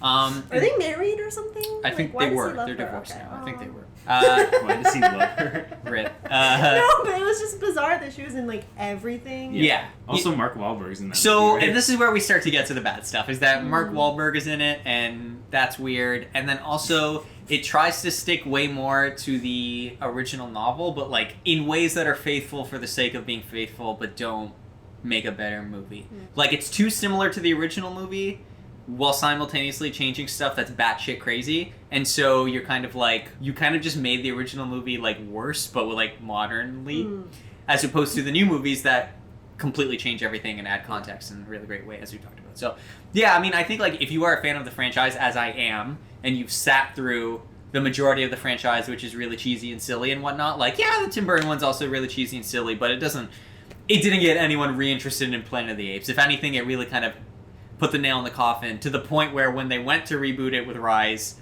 it was sort of like, do whatever the fuck you want, because this franchise is beyond salvageable at this point. So how would you rank this in relation to the original sequels? okay, it's better than all of them, but like, From a production standpoint? yeah, I would rather watch the first two original sequels, because the second one is batshit crazy. That's the one with the ending in the white light. Yeah. I think about that all the time. It is phenomenal. We need to watch it together one day. I'd love to. And the third one, not great, but has an interesting premise to it that really carries the movie through, and they're trying to do something cool. But 4 and 5 are just sort of like generic action-y in a way. And so to me, at least, I would rather have weird than generic. And so like 2, 3, and Tim Burton are all weird, and so I like those ones. And then there's like the generic last two that I'm not a huge fan of. So There's also Abraham Lincoln. yeah, well, and that's like part of sticking closer to the novel. Kind Seriously? of. Like, the novel doesn't end with Abraham Lincoln, but the novel ends with them going back to Earth because they weren't actually on Earth, but then Earth was also overrun by apes, which is really dumb. And I feel like Rod Serling, being the writer that he is for the original movie, and streamlining it and just being like, no, it was always Earth, they just went and came back and it was Earth, makes a fucking billion times more sense. So that's what I'm saying about them making it worse by sticking closer to the novel. They're like, let's do the novel's ending, but also like make it Abraham Lincoln and make it stupid. I mean, you'll never forget that. I appreciate the pun. Next, we're going to do Freaky Friday with Jamie Lee Curtis and Lindsay Lohan. Work of art. Iconic. Yeah, perfect movie. I saw this a long time ago. I don't remember much except for that they switch bodies. Oh And yeah, there's the classic. There's a cool guitar solo at the end. That scene is Curtis. sick. It's so good. I recently rewatched it. It holds up. Yep. I will say though, it is a little problematic in that Ooh, they can I accidentally get. Sure. Is it because the husband is trying to sleep with the wife the whole time, but it's actually his daughter the whole time? And it's really creepy. No. Oh, okay. That's fine. Oh, that's fine. No, sorry. That's fine, guys. Yeah. I was Because he gonna doesn't know. He doesn't. Yeah, it's still fucking weird to watch. I'll tell you that. But anyway, So what else is could there be?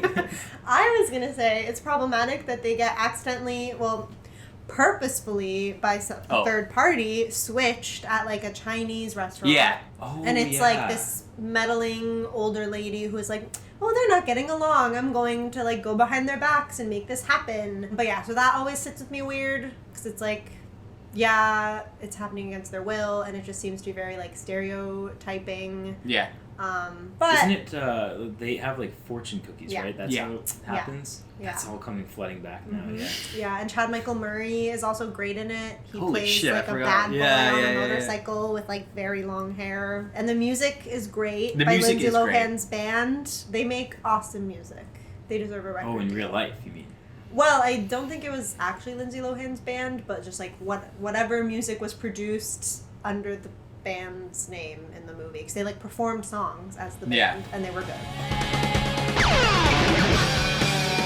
That song is sick with the guitar solo. In that moment, that's like an Avengers Endgame moment for. Well, it's like the School of Rock ending. Yeah, exactly. It's really. Which I think we also compared to Avengers Endgame. Yeah. Yeah. We'll do Star Trek 2009 next. I never watched like old Star Trek, including any of the movies, and this is debatable, but I don't think it like shits all over the legacy of it. I think it's just like this is an action adaptation of a cool sci-fi series that still exists. Like we can still have Star Trek, but also here's a an action story in that universe. This movie establishes an alternate universe in which all of this takes place anyway, so it's like harmless to the timeline of Star Trek. Yeah, I agree with you. I love this movie. I know that's sort of debatable among Star Trek fans. Some of them are a bit more purist about it. But for me, I also, growing up, my dad really loved Star Trek, so I had kind of seen random snippets of Star Trek. I had seen snippets of the old movies, but I never really like watched it. I just sort of like knew it. But this was the first one that I truly watched as a movie, and I loved it then. Since then, I have gone on to really delve into Star Trek as well. So I watched the whole original series, all the original series movies, right into TNG movies, yuck. And then now onto Deep Space Nine, which I'm watching and have been watching, and it just, life gets in the way and I haven't finished it yet. But I mean, I watched like 20 seasons of Star Trek already, so I think I'm doing fine. There's always this worry with Star Trek fans of like meddling with the idea of Star Trek trying to be about ideas and this sort of peaceful, we're working together to do stuff, and I do get that. This is the best version of action Star Trek, though, because it still has the core elements of what people love about the original cast, which is just the camaraderie. Like, this movie is so well cast, and they're also, like, not just believable together, but all so good at playing their roles, but also, like, not doing a caricature of their roles. Your planet was just destroyed, your mother murdered, and you're not even upset. If you are presuming that these experiences in any way impede my ability to command this ship, you are mistaken. Like, they all just feel like the young version of those characters in such a profound way, and when I went, like, watching the original series, I'm like, holy shit, like, they really, like, captured it without doing it, except for the scene that I love, by the way, which is the last scene, which is intentionally a caricature of the original series, where, like, Kirk shows up on the bridge and is clearly just doing a William Shatner impression. Prepare to engage thrusters. Permission to come aboard, Captain. Permission granted. And they just go through and do the whole thing, and he's talking to Spock, and he's talking to Bones, and Bones is all exasperated, and they go to warp, and they play the original Star Trek song. Like, that whole last scene is very much like a touching tribute. But similar to Force Awakens, I think the problem is, because this was a success, Star Trek media has taken the wrong lessons and sort of doubled down, and I think that's why you get shows like Star Trek Discovery and Star Trek Picard, which are impossibly stupid action shows, because you're doubling down on the wrong thing. Like, the action in this was incidental. People responded to the cast. People responded to the really... We watched it because of Chris Pine. Exactly. What I like about this movie is that the action feels like how, similar to what we were talking about with reboots, like how if you were young when you were watching original Star Trek, you probably felt like the action was like, but then when you watch it now, it's like it's nothing like that. Yeah. But it's right in that zone of just like some silly fist fights and some spaceship battles, but it's nothing like too over the top. It's very Star Trek-y action. And even the plot itself is just like, there's a weird time thing and we need to do something about it. I've always been confused on how a lot of Star Trek fans have a problem with, like, the character. You brought up how it doesn't feel like they're doing caricatures. Yeah. Which is a good thing. Mm-hmm. But I also feel like there's been a lot of contempt for, especially Kirk's character in this, of how unlike the series Kirk he is. But that's the point. Like, he's evolving into series Kirk. He should be different as a younger person. Absolutely. Red Letter Media, our favorite people to reference, actually is relatively positive on this movie for a lot of the reasons, like that idea that, well, these are the younger versions of the characters, and so it would make sense that a lot of the traits that they have would be heightened as they were younger. So, like, Kirk is way more in this of, like, an action-y adventure guy. Like, in the original series, he has those traits, but he's definitely more like, I'm 50 years old and I, like, know what I'm doing. And he talks like a robot. Yeah. So it's like, it's heightened, but it's heightened in the right way. It's not heightened in a stupid way. I think the biggest criticism I've seen that I kind of understand is just that there's, like, I think a bit too much of the emotion with Zachary Quinto's Spock. Mm. But again, I'm fine with it as this younger Spock anyway. That's not quite like Vulcan, like fully Vulcan Spock that we know. I think the problem is as the movies went on, the fact that they never really evolved more from that like Zachary Quinto Spock, if anything, got like more emotional as the movies went on, and that Kirk was like always stupid. I think that's what retroactively started to piss people off. I think it all works in this, and I really like Beyond as well, actually, but I think like Star Trek 2, the new Star Trek 2, Into Darkness, has its problems that I think really set people away from the franchise, unfortunately. Yeah, that one's fair. And then the other thing that I think a lot of people, Star Trek purists, as you put it, weren't a fan of is the complexity of the plot. But this is Star Trek, which is a sci-fi. Yeah. To me, it felt very... No, I think it's fine. It feels fine for me. Like, I think there was a little bit at the time of how dare you create an alternate timeline, but I think retroactively, now that there's been so many soft reboots and so many franchises have been shit on, I think Star Trek fans are more like, oh, thank God this is a separate timeline, because at least then, like, we can justify it being over there, and it doesn't... The weird continuity errors don't matter, because, like, we can do our own thing, so... But also, that's not the first time Star Trek has introduced the concept of alternate realities. Definitely not. But I think... I could be wrong, but I think the promotion for the movie was, like, the prequel to Star Trek. So then when the movie was, like, the alternate timeline prequel to Star Trek, it was, like, a surprise. And I think that's what caught people off guard. But with time, now that that's sort of more well-known, I don't think it's as much of a problem. Because, yeah, Star Trek has done that in the shows a lot. It was more just, like, I think an expectations versus reality thing at the time. Having watched all of Star Trek, like, it's not my favorite Star Trek media anymore. I would still say, like, there's stuff in TNG and Wrath of Khan, like, from the original series. Like, that stuff I still think is better overall in terms of melding Star Trek in, like, a modern way. This leans a bit too much action-y for me, like, just a touch. But it's, like, it's up there for me still. Like, I still think it's really, really good. So Casino Royale.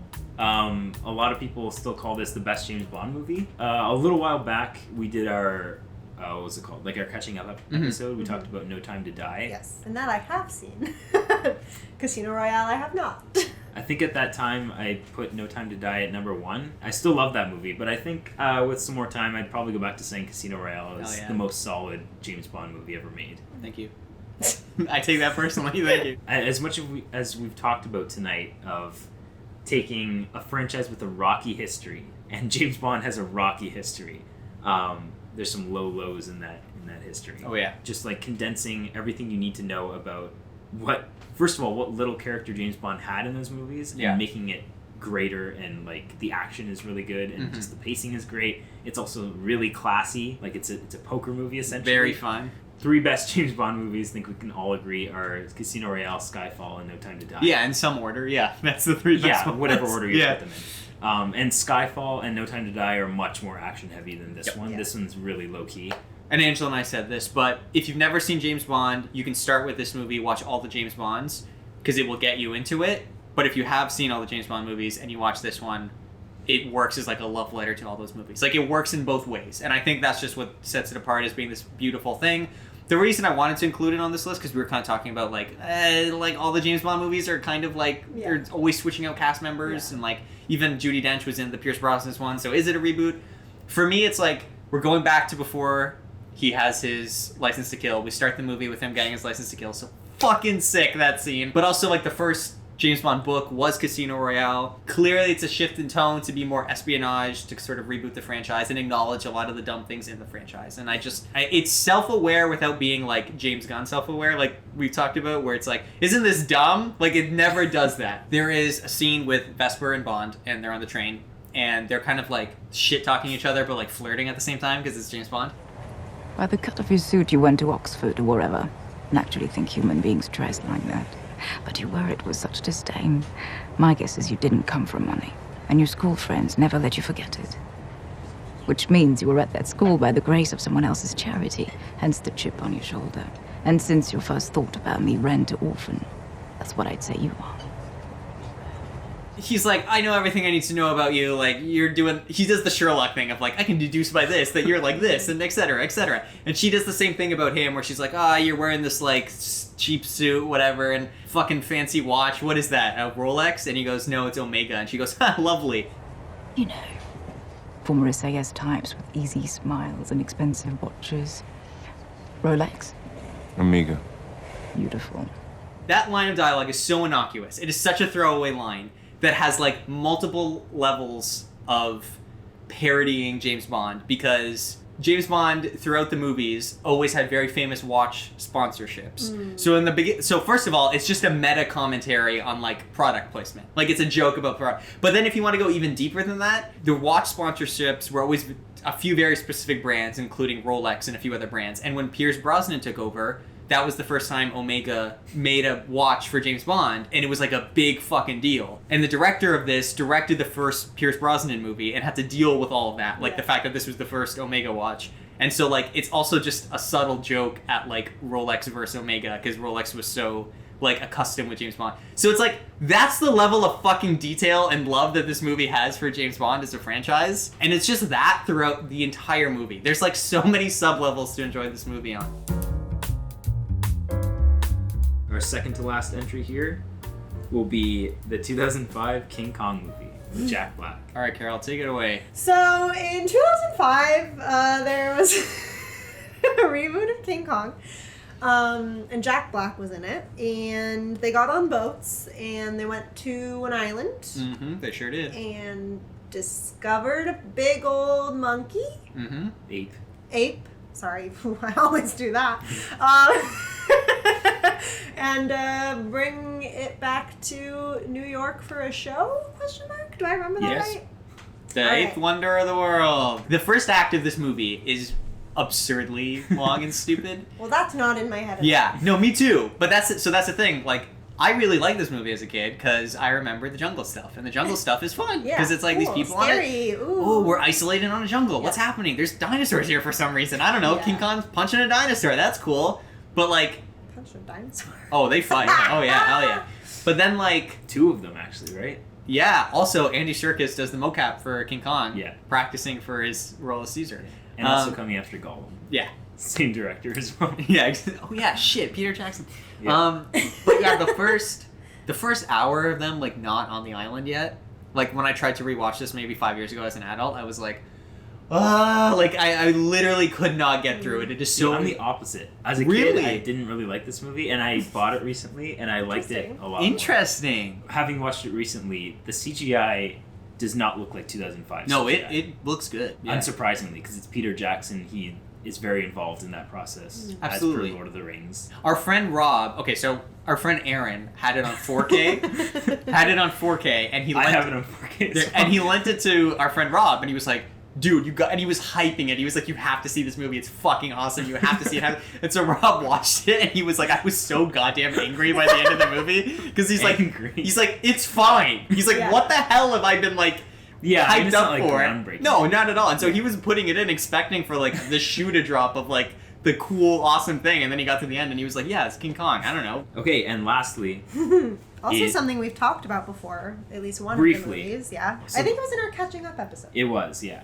Oh no, I was sitting here going, wait, what is this again? And then as soon as we start catching up episode, I know what I'm wearing green. Let's do it. I haven't even announced it. Let's do it. Fucking do it. We're here talking about Matrix Resurrections, 2021 disappointment of a film. Take it away. When we left the theater, Dan, we looked at each other and we said, well, it's still the best Matrix sequel. And then like a few weeks later, we recorded that catching up episode, and I was like, yeah, like it probably is, but I feel like I'd rather watch the other sequels.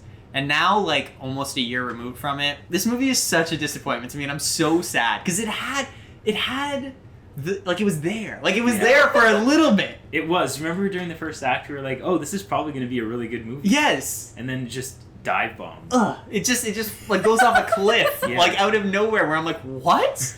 What is happening in this fucking movie? And it just, even like looking back, like there's so many like he's the video game designer that made, in the first 3 Matrix movies are like video games that he made. Oh. And like that's the new Matrix he's in, is him being convinced that those memories are him having made the video game. But then when they show clips, they're showing the movie footage. So I'm like, wouldn't it have been more meta and interesting if in the new Matrix he was a director that directed the Matrix movies? Yes. Because you're showing footage from movies, not video games. Yeah. These are like, unless you're saying these are cutscenes, but why are they with real fucking, like, either he should have been a film director, or they could have just had, like, rendered it as a video game. That would have been cool to see, like, scenes from the movie rendered as a video game. Yeah, but even there's a scene in this movie where they're watching scenes in a theater from the first movie. So the director thing would have made a lot more sense. And also, like, that, again, that's so much more meta. Like, you literally could have, you could have played it as, like, this is Keanu Reeves Like, in this version of The Matrix, my name is Keanu Reeves, and I'm an actor that starred in the Matrix movies. I just, like, I don't... And that's the good part of the movie. Yeah. And then the movie gets, like, really bad. Then the movie, like, surprisingly delves into, like, the lore of the sequels. Yeah, I know. Which no one gives a shit about. No one. I don't know why they put all their chips on that table. When that started happening, I too was like, oh no. I was like, this is a mistake. And we talked about it to death, but the fact that, like, in the first Matrix, when he realizes he's the one, the reason he has magic powers is because he changes the source code. When he's stopping the bullets, it's not a physical force. He is telling the machine to stop the bullets. He puts his hand out because it's a fucking movie and you need something visual to happen. He's not using a force on the bullets, okay? When he flies, it's because he can change the code to make him fly. In this movie, everything he does that's, like, action-y and badass is literally, like, force push from Star Wars, which I know it is such a minute detail, but it is one of the things that stood out to me most, where I was like, oh, you literally, like, didn't even bother to think about, like, what the Matrix even is, I guess? Because, like, this doesn't make sense. Like, this literally does not make sense. He did not have superpowers. But also, and then there's the whole problem of, after the first movie, he's God. Yeah. So nothing else needs to happen. Like, after that movie, and this goes for the original sequels too, we don't need anything else because we just assume off screen he has all the abilities and he's learned all the lessons he needs to now to eventually take back the Matrix. Yeah. And, like, save the population of the Matrix. So, like, we don't need to see anything about the war that takes place in those two sequels. Zion. And then anything that happens in this movie is completely unnecessary. So. And if you are going to connect it, it's like they died. Spoiler alert. Oh. So, like, in Matrix 3. Yeah. But then they're just alive.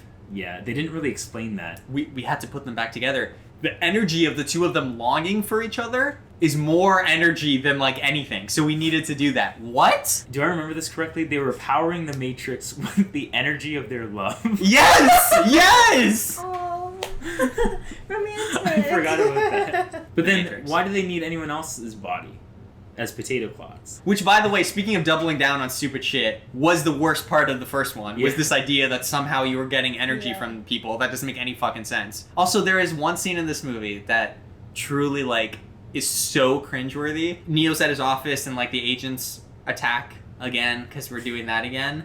And it starts raining and there's the guy that's the Agent Smith stand-in because they wanted to get Hugo Weaving back, and originally he was supposed to come back, but then they couldn't from a scheduling conflict, so they just got this other guy, and he has the, like, Mr. Anderson, like, slow-mo line delivery that's supposed to be this, like, oh fuck moment, and, like, if it was Hugo Weaving, it would have been, because that's Hugo Weaving, but instead it's, like, some guy. It's similar to Benedict Cumberbatch going, I am Khan, and it's like, who's this for? Like, my name is Khan.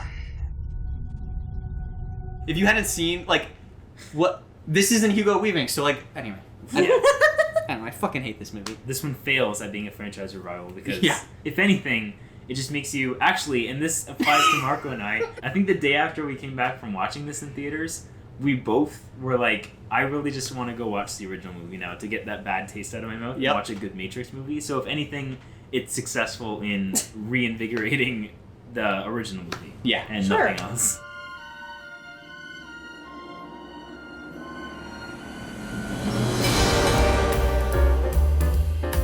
So here are just some honorable mentions that we have to list before we go into our rankings, because some of us, or all of us, also have these honor rankings and we didn't really talk about them. We just want to acknowledge that they are significant pop culture revivals. So here we go. We have Friday the 13th, the 2009 version.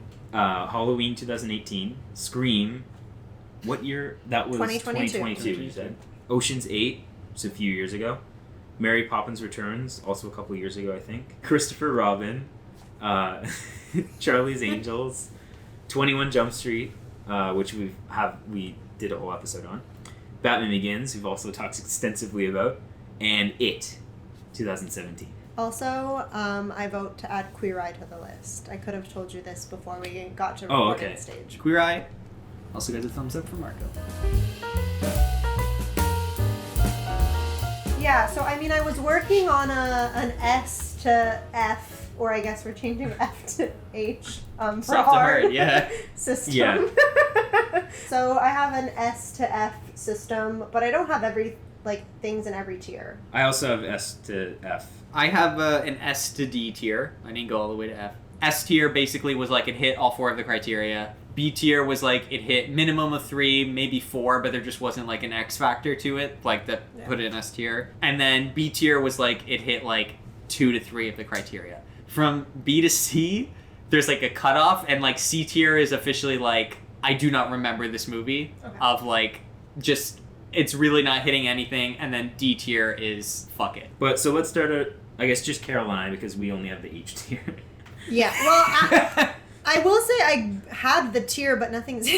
Oh, okay. Okay, perfect. So only Dan and it only has tier. 1 entry. Oh, God. This is the lowest tier, and it's the Phantom Menace. Oh, okay. That's rude. Unsurprisingly. That's fair. Yeah, I guess in D tier, I also put things I don't really remember. I have the King Kong movie, sorry. I have the Phantom Menace in D tier, and I think that was it. My D tier, obviously my lowest tier. I have Phantom Menace. I also have Crystal Skull in here. I know it probably seems a little low, but like... I think most people would put it there. I just couldn't justify it being in C tier. And then I have Matrix 4 at the...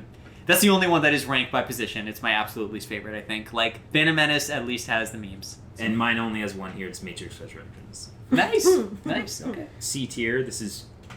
I think most people would say this is your average tier. Nothing special about these movies, but they're not offensive. I have Jurassic World and Freaky Friday. Okay. I have Fuller House, because even though I didn't enjoy it, I just liked to see the people again, so I gave it average. Remember how I say I'm really easy to impress, guys? Fair. I have Mary Poppins. Perfectly fine, don't really remember much about it. It's way too long. Is that the one with Emily Blunt? Yep, she's great, but also Lin-Manuel Miranda's there and he raps at some point, and I just... So anyway, C tier. That's generous, actually. Yeah. I have the Halloween reboot. Again, inoffensive, and I kind of enjoyed it at the time, but don't really remember much, and it didn't really spark me to be like, holy shit, Halloween, and I haven't seen any of the sequels, so I don't fucking care. And then I have Planet of the Apes 2001, because they tried. They were trying to do something. It didn't work, but there was effort there, and it's somewhat memorable. B tier, this is, starting to get pretty good, slightly above C tier. Yeah, this is like the cutoff, I feel like, of like not bad. Yeah. My first one on here is a little bit divisive, but it's Crystal Skull.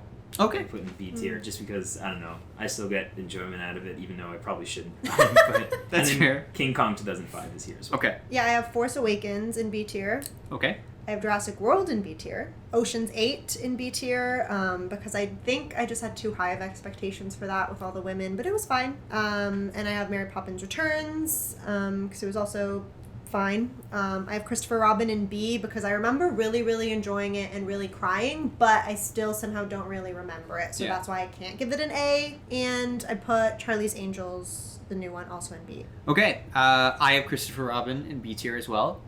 Similar to you.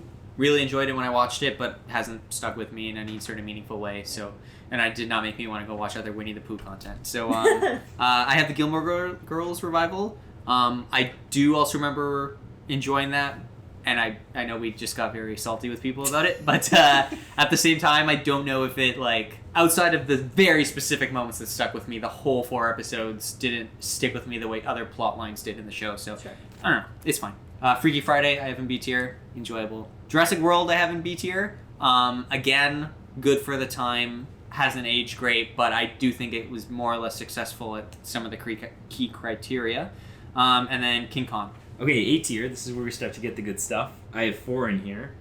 Top Gun Maverick, Blade Runner 2049, Star Trek 2009, and It 2017. In A tier, I have Queer Eye. I have Blade Runner. I have Gilmore Girls Year in the Life. The new Scream, because I think it actually was a fantastic reboot, especially following the last Scream movie. That was, I think, kind of supposed to be a reboot, but was horrible. So this was very refreshing and very, very enjoyable. And 21 Jump Street and It. Nice. And Freaky Friday. I really like Freaky Friday. A tier is also my biggest tier. Yeah. I have the new Planet of the Apes. In A tier. I think it's really fantastic. Potentially could have even been an S tier. I don't know why I didn't put it there, but yeah, I'll stick with A tier. It's definitely the top of A tier. It's 8S. I have 21 Jump Street in there as well. Yeah. Great. We talked about it to death. Really Yeah. great. Force Awakens, I have an A tier. Yeah, I just lacked, I don't know, something that stopped me from putting it in S. I have the 2009 Friday the 13th in here. Oh. I'm not saying it's the same level of quality as any of those other movies, but compared in terms of like its successfulness in the 4 criteria, it's the best Friday the 13th because it just amalgamates anything you know about Jason into one singular movie that tells a narrative and does all the things you would expect a Friday the 13th to do. It's good. I don't know what to say. We'll get there one day in our watch. Yeah, maybe I'll watch it. Yeah, it's a solid reboot. I have Batman Begins in there, the best one, like I just admitted to you. Yeah. Not because Dark Knight is any less good, but just because it keeps aging better. I have Star Trek 2009, but I also am saying Star Trek The Next Generation in that. I'm just sort of, because like that was also a reboot at the time, and I think they more or less did the same things for the franchise. And then I have It 2017 as well. Okay, S tier is my biggest one. Wow. And I thought I was easy to impress. Well, these are all, everything in here is just, in my opinion, like it nailed reviving the franchise. It's just like these represent the best of their respective franchises. Sure. So here we go, and these are ordered. Okay. For mine. Batman Begins, Planet of the Apes prequels, Casino Royale, 21 Jump Street, Force Awakens, and Mad Max Fury Road. Yeah, I just have 2. They are Suspiria, because I don't know why, I love that movie so much. I could watch it over and over again, except for that one scene. And then also Mad Max Fury Road. Creed is definitely an S tier for me. I also have Mad Max Fury Road, obviously. Fantastic.